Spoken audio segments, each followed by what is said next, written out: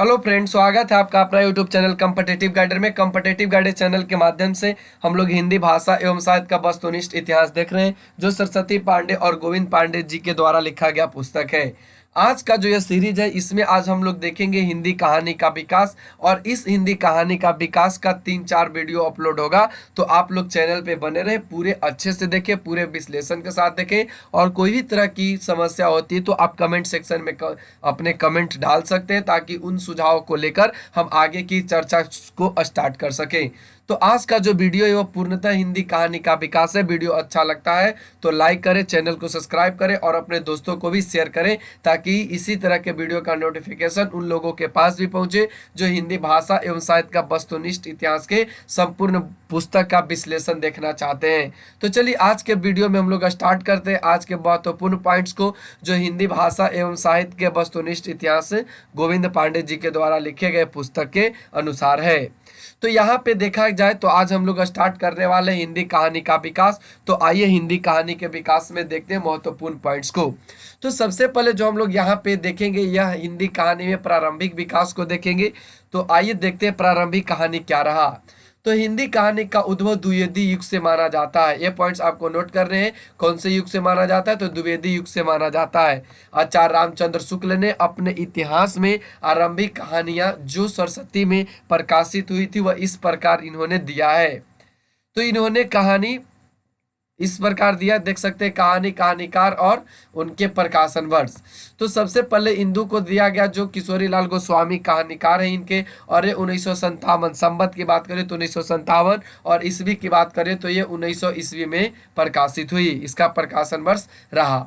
गुलबहार एक किशोरी लाल गोस्वामी जी के हैं, जो संवत 1959 और वर्ष 1902 ईस्वी रहा है। प्लेग का चुड़ैल ए भगवान दास, देख सकते हैं, भगवान दास, जो संवत 1959 और 1902 रहा। 11 वर्ष का समय रामचंद्र शुक्ल जिनके कहानीकार हैं, और संवत 1960 और 1903 ईस्वी इसका प्रकाशन वर्ष। पंडित और पंडिताइन गिरजा दत्त वाजपेयी, जो 1960 से 1903 ईस्वी, 1960 विक्रम संवत 1903 ईस्वी में है। दुलाई वाली बंग महिला इसके कहानीकार हैं, जो सन 1964-1907 में इसका प्रकाशन वर्ष रहा है। डॉक्टर गोपाल राय ने लिखा है कि प्रेमचंद ने 1908 में प्रकाशित अपनी कहानी सोजे वतन की भूमिका में पहली बार शॉर्ट स्टोरी पद के अर्थ में कहानी का प्रयोग किया था। आप ध्यान रखेंगे, सोजे वतन की भूमिका पर पहली बार शॉर्ट पद के अर्थ में कहानी का प्रयोग किया गया था। ये डॉक्टर गोपाल राय जी ने प्रेमचंद के जो प्रकाशित है सोजे वतन, इसको लेकर इन्होंने कहा है। हिंदी साहित्य की प्रथम कहानी और उनके प्रस्तोता, आइए देख लेते हैं कि कौन प्रथम कहानी और कौन उनके मानने वाले हैं। तो सबसे पहले प्रस्तोता रामचंद्र शुक्ल को यहाँ पे दिखाया गया, जो इंदुमती के मानते हैं, और ये 1900 ईस्वी में, और जिनके लेखक कौन है? किशोरी लाल गोस्वामी जी हैं। डॉक्टर बच्चन सिंह जो मानते हुए प्राणिनी परिणय को मानते हैं, जो 1887 में है, और ये किशोरी लाल गोस्वामी भी इसका ही लेखक है। फिर उसके बाद राजेंद्र बड़वालिया, देख सकते हैं, राजेंद्र बड़वालिया, ये जमींदार का दृष्टांत है, ये प्रस्तोता है, और यह कहानी है जमींदार का दृष्टांत, जो 1871 में प्रकाशित है, और इसके जो लेखक हैं रेवरेंड जे न्यूटन है। ध्यान देंगे आप लोग। देवी प्रसाद वर्मा, एक टोकरी भर मिट्टी, देख सकते हो आप लोग, एक टोकरी भर मिट्टी ये कहानी है, और इसका जो वर्ष रहा वो 1901 रहा, और लेखक इनके कौन है? माधवराव अस्प्रे। ध्यान दीजिएगा। इंदुमती की मौलिक कहानी न मारकर शेक्सपियर के नाटक टेम्पेस्ट का छायानुवाद माना जाता है। आप देख सकते हो, मौलिक कहानी न मारकर शेक्सपियर का जो नाटक है टेम्पेस्ट का छायानुवाद माना जाता है। अन्य विद्वानों ने एक टोकरी भर मिट्टी को भी सन 1901 में छत्तीसगढ़ मित्र में प्रकाशित हुई थी, और इसे ही प्रथम कहानी स्वीकार किया है। ध्यान रखेंगे, अन्य विद्वानों ने भी ऐसा कहा है, जो छत्तीसगढ़ मित्र में प्रकाशित हुआ एक टोकरी भर मिट्टी, इसको भी बहुत से कहानीकार इसे प्रथम कहानी स्वीकार किए हैं। आगे बढ़िए तो कहता कि माधवराव अस्प्रे ने बाल गंगाधर तिलक के मराठी गीत रहस्य का हिंदी भाषा में अनुवाद किया है। लक्ष्मी नारायण ने शिल्प विधि की दृष्टि से आचार्य रामचंद्र शुक्ल की कहानी 11 वर्ष का समय हिंदी का प्रथम कहानी माना है। ध्यान रखेंगे, ये लक्ष्मी नारायण लाल जी मानते हैं कि इनके रामचंद्र शुक्ल के जो पहली कहानी है 11 वर्ष का समय, इसको माने हैं। और यहाँ पे प्यारे साथियों, आप लोग ये समझिए कि रामचंद्र खुद रामचंद्र स्वयं खुद ही ये इंदुमती को पहली कहानी मानते हैं, जिनके लेखक कौन है, किशोरीलाल गोस्वामी। तो ये दोनों में आप देख सकते हैं किस तरह से यह हिंदी साहित्य में है। बंग महिला का मूल नाम राजेंद्र बाला घोष था। ये मिर्जापुर निवासी बाबू पूर्णचंद की धर्म पत्नी थी। आप ध्यान रखेंगे इनका जो मूल नाम क्या था, वे राजेंद्र बाला घोष था, किनका, बंग महिला का, और ये बाबू पूर्णचंद की पत्नी थी, धर्म पत्नी थी। राजेंद्र बाला घोष बंग महिला को हिंदी की प्रथम कहानी लेखिका स्वीकार किया गया है। ध्यान रखेंगे हिंदी का जो प्रथम लेखिका कहानी लेखिका कौन है, ये इन्हें माना गया है, राजेंद्र बाला घोष जी को। राजेंद्र बाला घोष बंग महिला की काल कर्मानुसार प्रकाशित कहानियां निम्न है, जिनमें इनका चंद्रदेव से मेरी बात 1904 में है, कुंभ कुंभ से छोटी बहू 1906 में, दुलाई वाला 1907 में और दालिया 1904 में। ये इनके प्रमुख कहानियां हैं। बहुदेव पांडे ने बंग महिला कृत चंद्रदेव से मेरी बातें को हिंदी का प्रथम राजनीतिक कहानी माना है। आप ध्यान रखेंगे ये बहुदेव पांडे जी हैं जो बंग महिला कृत है, इनके जो बंग महिला के द्वारा लिखा गया है चंद्रदेव से मेरी पहली बात, ये चंद्रदेव से मेरी बातें जो हिंदी का प्रथम राजनीतिक कहानी इन्होंने पहली कहानी माना है। प्रारंभिक दौर के कुछ महत्वपूर्ण कहानीकार एवं उनकी कहानियां निम्न हैं, जिनमें देख सकते हैं एक तरफ कहानीकार है और दूसरे तरफ कहानी है। तो सबसे पहले केशव प्रसाद सिंह की बात किया गया है, जिन्होंने चंद्रलोक की यात्रा 1901 में, आपत्तियों का पहाड़ 1900 में, माधव प्रसाद मिश्र पुरोहित का आत्मत्याग 1900 में, मन की चंचलता 1900 में। गिरजा प्रसाद वाजपेयी की बात करें तो यहाँ से देख सकते हैं पति का पवित्र प्रेम 1903 में। कार्तिक प्रसाद खत्री, इन्होंने दामोदर राव की आत्मा कहानी लिखा। सूर्य नारायण दीक्षित, ये चंद्रहास का अद्भुत आख्यान 1906 में किया। वेंकटेश नारायण एक असरफी की आत्मकथा 1906 में। वृंदावन लाल वर्मा राखी बंधभाई 1909 में। तातर और एक वीर राजपूत 1910 में। बिशंबर नाथ जिज्जा, ये इन्होंने विदर्भ हृदय को माना। फिर आगे बढ़िए तो राधिका रमन प्रसाद सिंह कानों में कंगना 1913, बिजली, बिशंबर नाथ शर्मा रक्षाबंधन 1913 में। तो ये सभी इस समय के कहानीकार और उनके जो कहानी उनको यहाँ पे दिखाया गया। आगे बढ़िए तो कहता है कि गिरजा कुमार घोष हिंदी में लता पार्वती नंदन नाम से कहानी लिखते थे। इनकी प्रमुख कहानियां दो है, जिनमें एक के दो और मेरा पूर्ण जन्म। याद रखेंगे ये गिरजा कुमार घोष जी के हैं। आइए अब हम लोग बात कर लेते हैं प्रेमचंद युग के। तो प्रेमचंद का मूल नाम जो था वह नवाब राय था। नवाब राय की पहली कहानी इसके दुनिया वह हुब्बे वतन शीर्षक से अप्रैल 1908 में जमाना में प्रकाशित हुई। ध्यान रखेंगे इसके दुनिया वह हुब्बे वतन, ये शीर्षक से अप्रैल 1908 में जमाना में प्रकाशित हुई। नवाब राय का प्रथम कहानी संग्रह कौन सा है? सुजे वतन है, जो सन 1908 में जमाना प्रेस कानपुर से प्रकाशित हुआ। सुजे वतन में 5 कहानी संकलित है, जो इस प्रकार है, देख सकते हैं। इश्क दुनिया व हुब्बे वतन, जो एक सांसारिक प्रेम और देश प्रेम है। दुनिया का सबसे अनमोल रतन, यह इन्हीं में है, सोजे वतन में ही।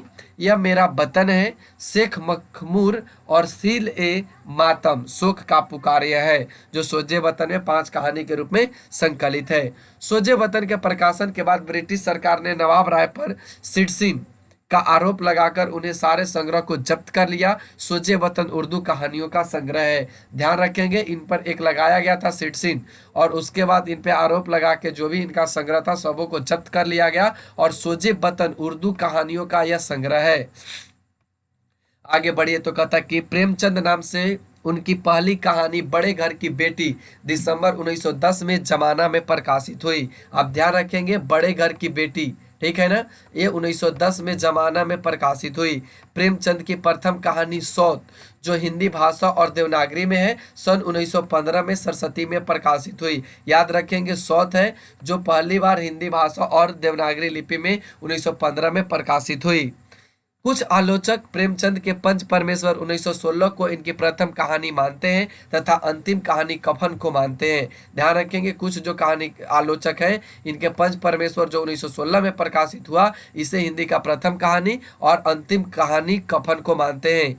प्रेमचंद के प्रमुख कहानी संग्रह इस प्रकार है, जिनमें आप देख सकते हो सुप्त सरोज 1917, नवनिधि 1917, प्रेम पूर्णिमा 1918, प्रेम पचीसी 1923, प्रेम पसून 1924, प्रेम द्वादशी 1926, प्रेम प्रतिमा 1926, प्रेम प्रतिज्ञा 1929, प्रेम चतुर्थी 1929, प्रेम कुंज 1930, सप्त सुमन 1930 और कफन 1936।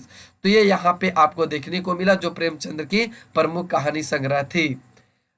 प्रेमचंद ने लगभग 300 कहानियां लिखी हैं जो अब मानसरोवर शीर्षक से 8 भागों में प्रकाशित है। ध्यान रखेंगे कौन से शीर्षक, तो मानसरोवर, और ये 300 से अधिक कहानियां इन्होंने लिखा।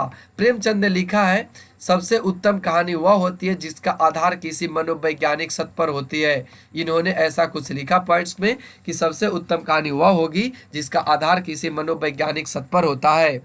प्रेमचंद को कहानी का सम्राट कहा जाता है। आप ये वाले पॉइंट्स को नोट कर लेंगे, ये इन्हें कहा जाता है कहानी का सम्राट।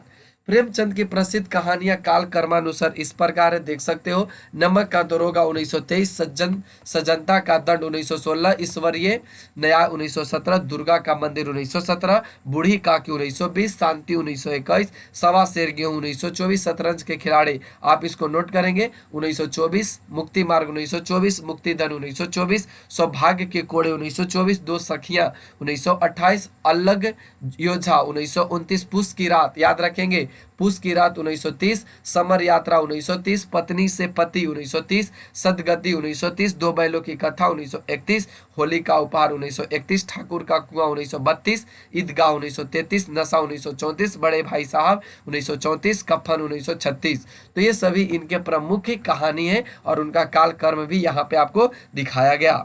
आइए आगे बढ़ते तो कहता है चंद्रधर शर्मा गुलेरी के 3 कहानियां लिखी गई है जिनमें डॉक्टर गोपाल राय ने इनका काल कर्मानुसार इस प्रकार बताया है। सुखमय जीवन ये 1971 में, जो भारत मित्र देख सकते हो। बुध का कांटा 1914, इसका कुछ नहीं यहाँ पे बताया गया। और उसने कहा था 1915, जो सरस्वती देख सकते हैं ना, ये सभी इनमें प्रकाशित हुआ। उसने कहा था प्रथम विश्व युद्ध की पृष्ठभूमि पर लिखी गई यह प्रेम संवेदना है। आचार्य रामचंद्र शुक्ल ने उन्हें कहा था कहानी की प्रशंसा करते हुए लिखा है, घटना इसका ऐसी है, घटना इसकी ऐसी है जैसे बराबर हुआ करती है, पर उसमें से भीतर से प्रेम का एक स्वर्गीय स्वरूप झांक रहा है। केवल झांक रहा है, निर्लजता के साथ पुकार या करा नहीं रहा है। कहानी भर में कहीं प्रेम की निर्लजता, प्रगल्भता, वेदना की विभत्स विवृत्ति नहीं है। सुरुचि के सुकुमार स्वरूप पर कहीं आघात नहीं पहुंचता। इनकी घटनाएं ही बोल रही है, पात्रों के बोलने की अपेक्षा नहीं। ये इन्होंने रामचंद्र शुक्ल जी ने ऐसा लिखा है। उसने कहा था फ्लैशबैक पुण्यदीप्त पद्धति पर लिखी गई हिंदी की प्रथम कहानी माना जाता है। ध्यान रखेंगे फ्लैशबैक पर लिखी गई यह जो है वह उसने कहा था यह हिंदी का प्रथम माना जाता है कहानी। जयशंकर प्रसाद की प्रथम कहानी 1911 ईस्वी में ग्राम शीर्षक से हिंदू पत्रिका में प्रकाशित हुआ। ध्यान रखेंगे ग्राम से, ये किनके हैं, तो ये जयशंकर प्रसाद जी के हैं 1911 में। जयशंकर प्रसाद के कहानी का संग्रह और उनकी चर्चित कहानियां इस प्रकार है जिनमें आप देख सकते हो छाया 1912 में, प्रतिध्वनि 1926 में, आकाशद्वीप 1928 में, आंधी 1931 में और इंद्रजाल 1936 में। ये इनके प्रमुख कहानी संग्रह है और चर्चित कहानियां के रूप में देख सकते हो पत्थर का पुकार, उस पार का योगी, चंदा यहाँ से देख सकते हैं, देवदासी, ममता, खंडहर की लिपि, घीसू चूड़ी वाली, फिर बिसाती, सालवर्ती, मधुआ और नूरी, पुरस्कार, गुंडा और छोटा जादूगर, ये सभी इनके चर्चित कहानियां हैं। अगला पॉइंट जो कहा गया वह छायावाद प्रसाद की प्रथम कहानी संग्रह होने के साथ ही हिंदी का भी प्रथम कहानी संग्रह माना जाता है। आप ध्यान रखेंगे जो छाया है ये प्रसाद की प्रथम कहानी तो है ही, साथ में हिंदी का भी प्रथम कहानी संग्रह माना जाता है। जयशंकर प्रसाद की अंतिम कहानी सालवती को माना जाता है। ध्यान रखेंगे इनका जो अंतिम कहानी वह सालवती को माना जाता है। बृंदालाल वर्मा के प्रमुख कहानी संग्रह इस प्रकार हैं जिनमें देख सकते हो शरणागत 1950, कलाकार का दंड 1950। बृंदालाल वर्मा को ऐतिहासिक कहानियों की परंपरा का जनक माना जाता है। आप ध्यान रखोगे बृंदालाल वर्मा को ऐतिहासिक कहानियों की परंपरा का जनक माना जाता है। राधिका रमन प्रसाद को हिंदी कहानी कानों में कंगना 1913 हिंदू में प्रकाशित हुई और इनके प्रमुख कहानी इस प्रकार हैं, जिसमें आप देख सकते हो कुसुमांजलि, गांधी टोपी 1938, सावनी सम्मा 1938। तो ये इनके प्रमुख कहानी संग्रह हैं। राधिका रमन प्रसाद सिंह की एक अन्य महत्वपूर्ण कहानी बिजली है, देख सकते हो आप लोग, एक बिजली है। आचार्य शुक्ल के अनुसार चतुरसेन शास्त्री 1914 से ही कहानी लिखना आरंभ कर दिए थे। इनके प्रमुख कहानी संग्रह निम्न है, जिसमें देख सकते हो रजकन, अच्छत, बाहर भीतर, दुखवा मैं कासो कहूँ मोर सजनी, सोया हुआ शहर, धरती और आसमान, कहानी खत्म हो गई, अस्थिरियों का ओज, सिंहगढ़ विजय। ये इनके प्रमुख कहानी संग्रह है। चतुरसेन शास्त्री की चर्चित जो कहानियां रही उनमें अम्बपालिका रही, प्रबुद्ध रही, भिक्षुराज, बावरसिन, हल्दी घाटी में और बानबधू, ये इनके चर्चित कहानियां रही है। चतुर्सेन शास्त्री कृत दुखवा मैं कासो कहूँ मोर सजनी कहानी बांग्लाकार कथाकार हरिसाधन मुखोपाध्याय की बांग्ला कहानी सोली सम्मा का रूपांतरण माना जाता है। अब ध्यान रखेंगे, ये सोली सम्मा बेगम का यह रूपांतरण है, जो दुखवा मैं कासो कहूँ मोरे सजनी इसी का रूपांतरण है बांग्ला का। प्रेमचंद युग के अन्य महत्वपूर्ण कहानीकार एवं उनके कहानियां आइए देखते हैं, जिनमें बिशंबर प्रसाद शर्मा की बात करा गया है, जो इन्होंने लिखा है, देख सकते हैं कहानी संग्रह के रूप में, गल्प मंदिर 1919 में, चित्रशाला इसका भाग 1 1924 में, चित्रशाला भाग 2 1929 में, कल्लोल 1933 में, प्रेम प्रतिमा और मणिमाला, ये इनके हैं। राय कृष्णदास की बात करें तो इन्होंने अनाख्या लिखा 1929 में, सुधांशु 1929 आंखों की था तथा अन्य कहानियां 1941 में। राहुल संकृतायन जी की बात करें तो इन्होंने सप्तमी के बच्चे, बोलगो से गंगा 1944 में इन्होंने लिखा। शिव पूजन साय की बात करें तो इन्होंने महिला महत्व लिखा और कहानी का प्लॉट 1928 में इन्होंने लिखा। पद्मलाल पुत्रलाल की बात करें तो इन्होंने अंजलि लिखा, झलमला 1934 में, कनक रेखा ये इन्होंने 1961 में लिखे।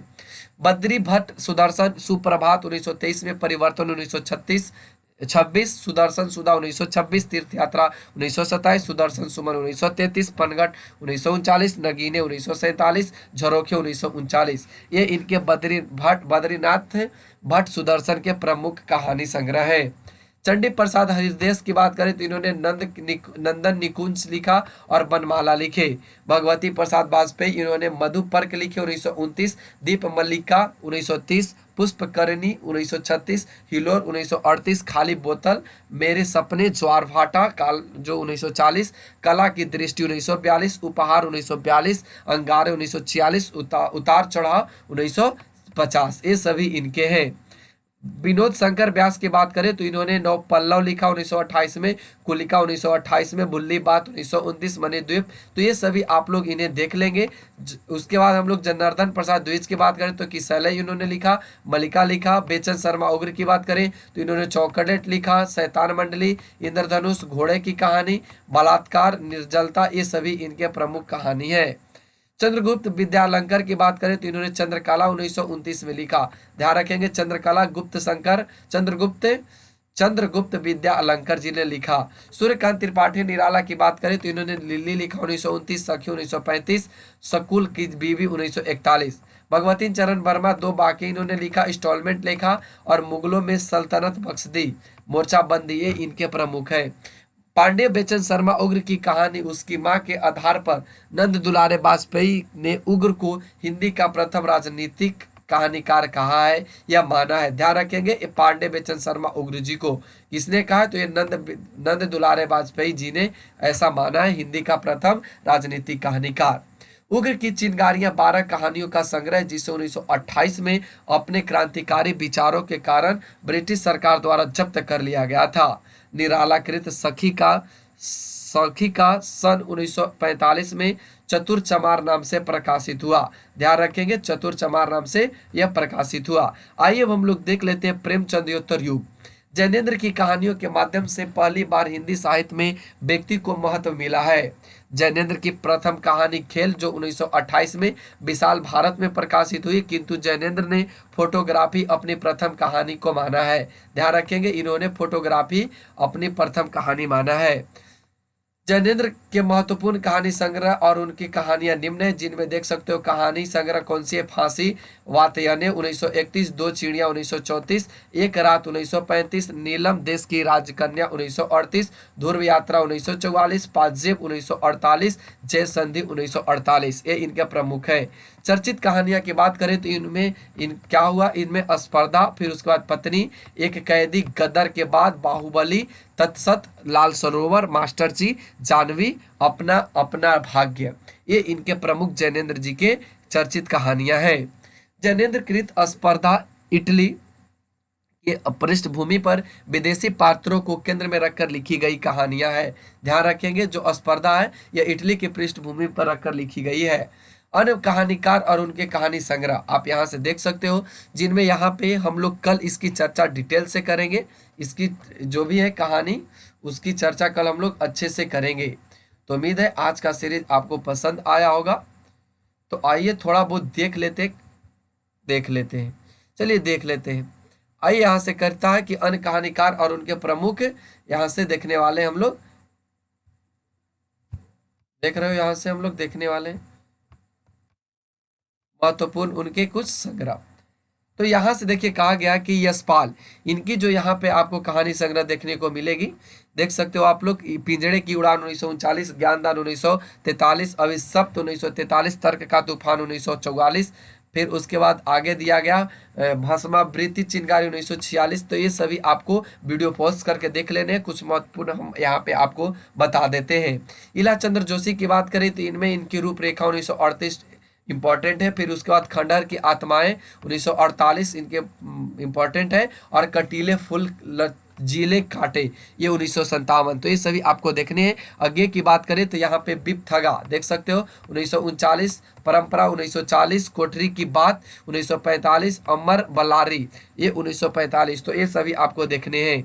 उपेंद्र अरसक की बात करें तो इसमें आप देख सकते हो पिंजरा इंपॉर्टेंट है 1944। फिर उसके बाद इनका जो है वह आकाशचारी ये इंपॉर्टेंट है। उसके बाद आप देख सकते हैं 70 श्रेष्ठ कहानियां। तो ये सभी इंपॉर्टेंट है जो आपको देखने हैं।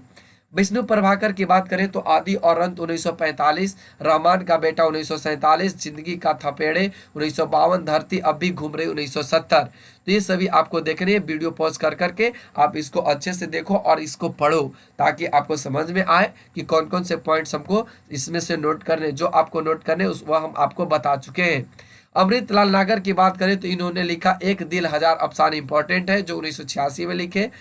द्विजेंद्र नाथ मिश्र निर्गुण, इनको जो यहाँ पे आपको देखने को मिलेगा या टीला मिलेगा और कच्चा धागा। अमृत राय की बात करें तो जीवन की पल 1947 में, तिरंगे कफन 1948 और इतिहास इनके महत्वपूर्ण रहे हैं। रांगे रागों की बात करें तो समाज का वैभव, समुद्र के फेन, देवदासी इंपॉर्टेंट है, देवदासी 1947 में, जीवन के दाने 1949, अधूरी मूरत 1949, अंगारे न बूझे 1951, इंसान पैदा हुआ 1951। इला चंद्र जोशी को हिंदी में मनोवैज्ञानिक कहानी लेखन परंपरा का प्रवर्तक माना जाता है। आप ध्यान रखेंगे, हिंदी में मौलिक मनोवैज्ञानिक कहानी लेखन परंपरा का प्रवर्तक इला चंद्र जोशी जी को माना जाता है। समकालीन कहानियां में हम लोग देखेंगे कि नई कहानी से अब तक के किस तरह से यहाँ पे देखने को मिलेगा। तो आइए हम लोग बात कर लेते हैं इसके कुछ महत्वपूर्ण पॉइंट्स को, और साथ में इसमें हम लोग कल भी देखेंगे। जो नई कहानी है उसमें हम लोग कल भी देखेंगे। तो सबसे पहले इसमें आइए बात कर लेते हैं नई कहानी के कुछ महत्वपूर्ण प्रवर्तक को और उनके कुछ कहानी के आंदोलन को। तो सबसे पहले कहा गया कि नई कहानी नाम दुष्यंत कुमार ने सर्वप्रथम प्रयोग किया था। आपको यह नोट करना है कि नई कहानी नाम का दुष्यंत कुमार ने सर्वप्रथम इसे प्रयोग में लाया था। हिंदी की प्रमुख कहानी आंदोलन और प्रवर्तक काल कर्मानुसार निम्न है, देख सकते हैं, जिसमें कहानी आंदोलन और प्रवर्तक और उनके वर्ष दिए गए। नई कहानी ये राजेंद्र यादव की है जो 1956 में है। इनके और 3 हैं जिनमें मोहन राकेश और कमलेश्वर हैं। और कहानी ये गंगा प्रसाद विमल की 1960 में। सचेतन कहानी महिप सिंह 1964। सहज कहानी देख सकते हो आप लोग, सहज कहानी अमृत राय 1968। समांतर कहानी कमलेश्वर 1972। सक्रिय कहानी राकेश वत्स 1979। जनवादी कहानी यहाँ पे नहीं दिया गया प्रवर्तक कौन है, और ये 1982 में इसका रहा है। आगे बढ़िए तो कहता है कि सठोतगी कहानी को प्रसाद गंगा प्रसाद विमल प्रारंभ में समकालीन कहानी के नाम से पुकारा है, किंतु शीघ्र ही कहानी की व्याख्या करना आरंभ कर दिया है। गंगा प्रसाद विमल ने लिखा है कि कहानी किसी तरह के मूल्यों की रक्षा करती हुई या आग्रह करती रखती हुई नहीं चलती। उसके लिए पुराने मूल्यों का टूटना कोई महत्वपूर्ण बात नहीं है। 1960 के बाद की कहानी मानव, देख सकते हैं आप लोग, मानव विश्वास को आदर्श कहानी है, अपितु वह मनुष्य मस्तिष्क के भीतर भीषण संकट बोध की यथार्थ प्रतीति की कहानी है, जो मानव पीड़न के लिए इसलिए व्यक्त नहीं करती कि कोई प्रदर्शनीय प्रसंग है, अपितु वह यथार्थ का भोग है। उसके बाद यहाँ से हम लोग कल के पॉइंट्स में कवर करेंगे, क्योंकि वीडियो थोड़ा लॉन्ग हो जाएगा, जिससे आप लोगों को पढ़ने में प्रॉब्लम होगी। तो आज के लिए बस इतना ही, फिर कल अगले वीडियो में मिलेंगे। तो चैनल अच्छा लगता है तो चैनल को सब्सक्राइब करें, वीडियो को लाइक कर दें और साथ में कमेंट सेक्शन में अपना कमेंट लिखना ना भूलें। Thanks for watching, take care, bye bye. फिर मिलते हैं अगले वीडियो में।